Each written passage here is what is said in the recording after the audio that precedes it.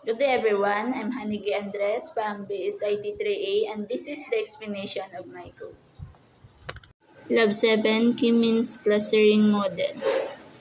The code is hashtag import necessary libraries, the import numpy as np, import pandas as pd, import matplotlib.pyplot as plp, from scalar in the cluster import k-means, from scalar in the datasets import load underscore iris, from scalar in that preprocessing import standard scalar, from scalar in that decomposition import PCE. For the NumPy, pandas, and matplotlib.pyplot are for numerical operations, data manipulation, and plotting.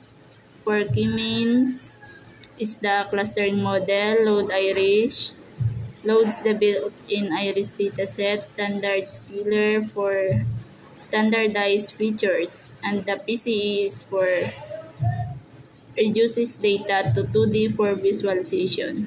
Hashtag load the iris dataset. The X contains the feature values and the Y holds the true species labels. For the hashtag standardize the data,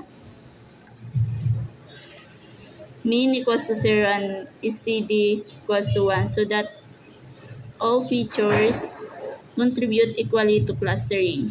Hashtag annex code is hashtag apply k-means clustering. It initializes k-means with k equals to 3 since we know iris has 3 species and fits the model to the standard data. Clusters equals to k-means that label, centers equals to k-means that underscore centers.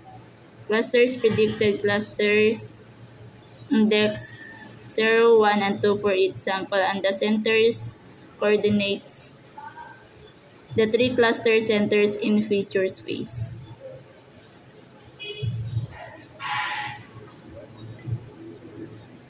For the next code, reduce the dimensions to 2D using PCE.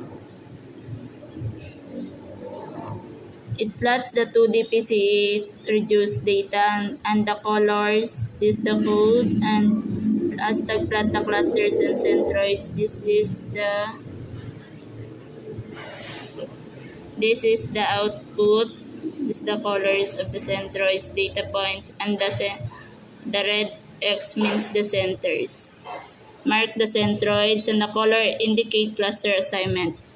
Gives a visual intuition of how well the clusters are formed. This is the k-means clustering model. Thank you for watching. God bless.